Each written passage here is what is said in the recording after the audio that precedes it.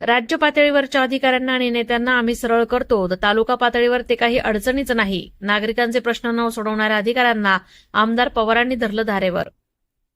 आमदार रोहितदादा पवार यांनी आज जामखेडमध्ये पत्रकारांशी बोलताना आजच्या जामखेडमधील आमसभेत नागरिकांच्या अधिकारांसंदर्भातील तक्रारी, छगन भुजबळ यांचे आरोप, आरक्षण, अतिवृष्टी, नुकसान, पडळकर यांसह राज्यातील विविध विषयांवर परखडपणे आपली भूमिका स्पष्ट मांडली. आमदार रोहित पवार यांनी मतदारसंघात आमसभेचं आयोजन केलं होतं. या आमसभेच्या माध्यमातून नागरिकांच्या प्रश्न आणि समस्या सोडवण्यात आल्या. यावेळी बोलताना पवार यांनी सांगितलं की अधिकारी चुकीचं वागत असेल तर त्यांना बऱ्यापैकी सरळ करण्याचं काम आम्ही करत असतो आणि केलंय. राज्य पातळीवरच्या अधिकाऱ्यांना आणि नेत्यांना आम्ही सरळ करतो, तर तालुका पातळीवर ते काही अडचणीचं नाही. मात्र सगळेच अधिकारी खराब असतात असं नाही. मात्र खराब अधिकाऱ्यांना आम्ही सरळ केल्याशिवाय राहणार नाही. आता लोक देखील चिडलेले आहेत. किती वेळा अधिकाऱ्यांना विनंती करायची, त्यामुळे आता त्यांच्यावर कारवाई किंवा आंदोलन अशा पद्धतीनं धडा शिकवल्याशिवाय राहणार नाही, असा एक प्रकारे रोहित पवार यांनी अधिकाऱ्यांना इशाराच दिला. आंतरवली सराटी येथे झालेल्या दगडफेकीवरून छगन भुजबळ यांनी राष्ट्रवादी शरद पवार गटाच्या आमदारांवर आरोप केला. याबाबत बोलताना राष्ट्रवादीचे आमदार रोहित पवार यांनी छगन भुजबळ यांच्यावर टीका केली.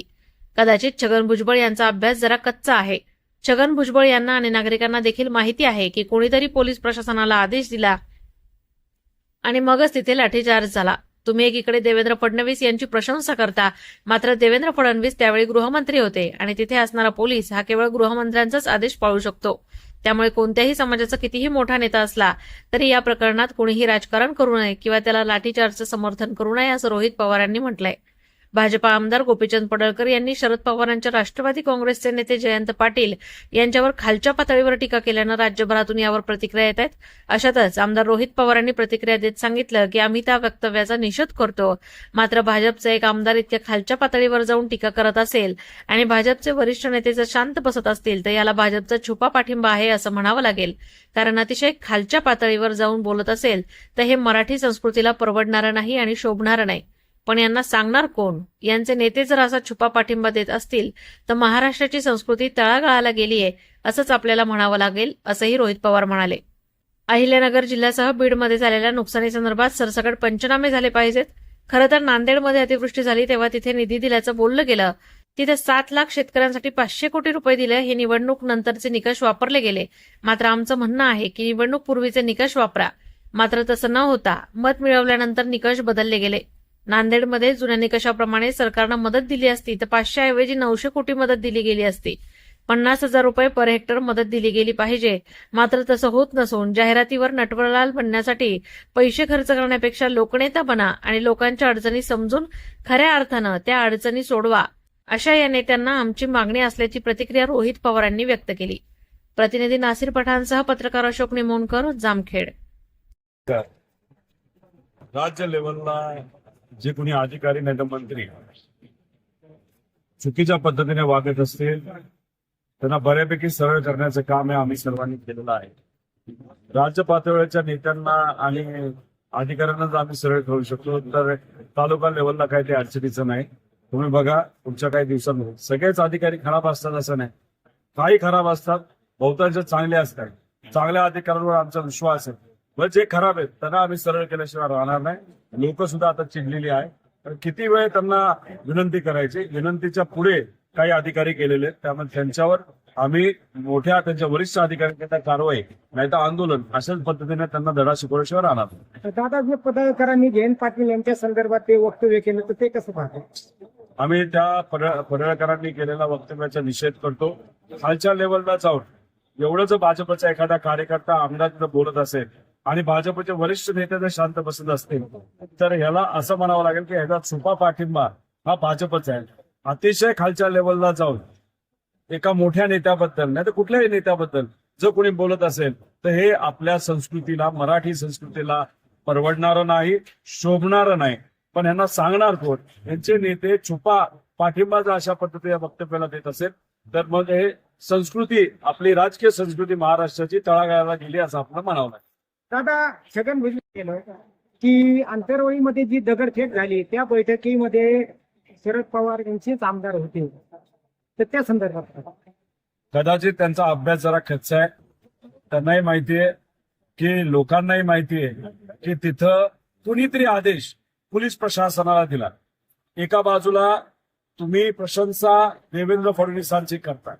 देवेंद्र फडणवीस त्यावेळेस कोण होते? तो होम मिनिस्टर होते. तिथं असताना जो पोलीस अधिकारी हा कोणाचाच आदेश तिथं ऐकणार नाही, फक्त होम मिनिस्टरचा आदेश ऐकणार. अख्ख्या जगाने बघितलेलं आहे. त्या पोलीस अधिकाऱ्याला वरिष्ठ एका व्यक्तीचा कोणाचा तरी फोन आला आणि होम मिनिस्टर नाही तर त्यांच्या कार्यालयातून कुणी फोन केल्याशिवाय कुठलाही अधिकारी हा तिथं दंडाशाही नाही तर आपण ज्याला लाठीचार्ज म्हणतो लाठीचार्ज करणार नाही. उलट तिथं आदेश हा होम मंत्रालयातून आला आणि तिथं त्या पद्धतीचं वातावरण हे झालेलं आपण सर्वांनी बघितलं.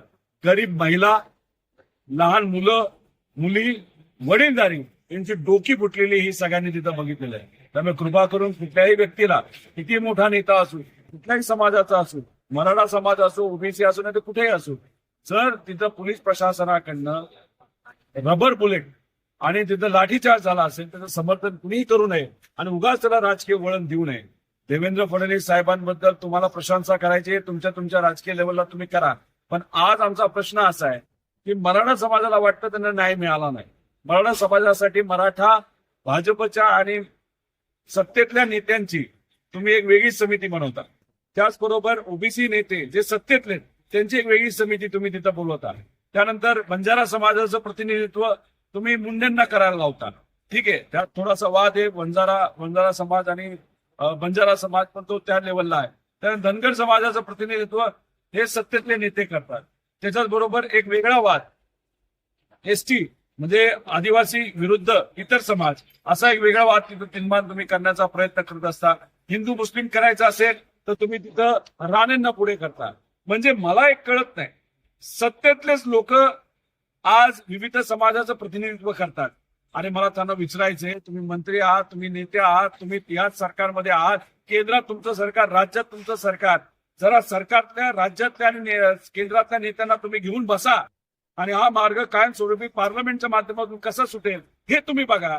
पण तुम्ही सत्तेत असून सत्तेचा उपभोग घेत असताना तुम्ही वेगळ्या वेगळ्या समाजाचं प्रतिनिधित्व करून एक राजकीय पोळी भाजपसाठी वाजवण्याचा प्रयत्न तिथे करत असाल आणि ह्याच्यात समाजामध्ये वाद निर्माण करत असाल तर हे कदापि योग्य नाही. तुमच्याकडे सत्ता आहे राज्यात, केंद्रात.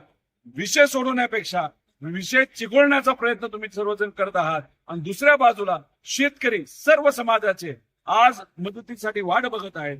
युवा सगळ्या समाजाचे नोकरीची वाट बघत आहेत. महिला सर्व समाजाच्या आज त्यांच्यावर अत्याचार होते त्या बाबतीत कुणी बोले ना, फक्त समाजामध्ये वाद निर्माण करून भाजप राजकीय पोळी भासते असं आमचं ठाम मत आहे. दादा, पावसाचं प्रमाण खूप झालेलं आहे, शेतकऱ्यांचे पिकं वाया गेलेली, त्या संदर्भात तुम्ही पीक पाणी आणि पुराची पाहणी केलेली आहे, तर त्या संदर्भात काय तुम्ही का? कर्जत, जामखेड बरोबर अहिल्यानगर मध्ये असणारे अनेक तालुके, शेजारचा बीडचा जिल्हा, त्याच्याच बरोबर आपण जर बघितलं तर मराठवाडा, खानदेश, विदर्भ, काय पश्चिम महाराष्ट्रातला भाग गेल्या 3 दिवसांमध्ये मोठ्या प्रमाणात तिथं पाऊस झालेला आहे. सरसकट तिथं पंचनामे होणं हे अपेक्षित आहे. आमची ती मागणी आहे, शेतकऱ्याची ती मागणी आहे. नांदेड मध्ये काही महिन्यांपूर्वी जी काय अतिवृष्टी झाली त्याच्याबद्दल त्यांनी निधी दिला असं आपल्याला बघायला मिळतं. किती निधी दिला अख्ख्या नांदेड जिल्ह्यासाठी? 7 लाख शेतकऱ्यांसाठी 500 कोटी रुपये दिले. म्हणजे कुठले निकष वापरले? इलेक्शन नंतरचे निकष वापरले. आमचं म्हणणं इलेक्शन आधीचे निकष वापरा. त्याच्यामध्ये समजा जिरायत बाग असेल तर 13,500 रुपये, बागायत असेल तर 22,000 रुपये. पण आत्ताचे जे निकष आहेत, जे इलेक्शन चाललं म्हणजे मतं मिळवल्यानंतरचे निकष जे आहेत जे बदलले, त्याच्यामध्ये कुठेतरी 8,000 रुपये हे जिरायत बागासाठी आणि 13,000 का 15,000 रुपये हे बागायती भागासाठी. आणि याच्या पद्धतीनेच नांदेडचं तिथं नियोजन, जे काय आर्थिक नियोजन आहे बजेटचं, ते तिथं केलेलं आहे. जर तिथं 550 कोटी आता हे नवीन निकषाप्रमाणे देतात, ते जुन्या निकषाप्रमाणे दिलं असतं तर तिथं 950 कोटी रुपये मिळाले असते. 550 कोटी नाही, अतिरिक्त मिळालं. जसं त्या नांदेड जिल्ह्याचा प्रश्न आहे तसंच आमच्या या जिल्ह्याच्या मागण्यात 50,000 पर हेक्टर ही मदत दिली गेली बाहेर. आणि हे जे 4 ट्रिगर जे विमा कंपनीने काढून टाकलेत आणि सरकारने त्याला पाठिंबा दिलाय, ते परत ट्रिगर आणा. आणि जर विमा कंपनी त्या बाबतीत मदत करणार नसेल तर आमची पूर्णपणे मागणी आहे की जसं विमा कंपनीने मदत केली असेल तशी मदत सरकारने वेगळी द्यावी. म्हणजे नांदेड जिल्ह्याचं बोलायचं झालं तर त्याला 900 कोटी रुपये हे सरकारी मदतीने जुन्या GR पद्धतीने मिळालं असतं आणि 1,500 कोटी हे विम्याचे मिळाले असते, टोटल तिथं असणाऱ्या 7 लाख शेतकऱ्यांना किती रुपये मिळाले असते, तर कुठेतरी 2600 कोटी मिळाले असते, जे आज 500 कोटीवर त्यांना समाधान मानावं लागतं. तसंच अहिल्यानगर आहे, तसंच आमचा मतदारसंघ आहे, तसंच महाराष्ट्र आहे. त्यामुळे उगाच जाहिरातीवर नटवरलान बनण्यासाठी पैसे खर्च करण्यापेक्षा लोकनेता बना, लोकांच्या अडचणी समजून खऱ्या अर्थाने त्या अडचणी सोडा, असं या नेत्यांना त्या ठिकाणी आमचं मागणी आहे.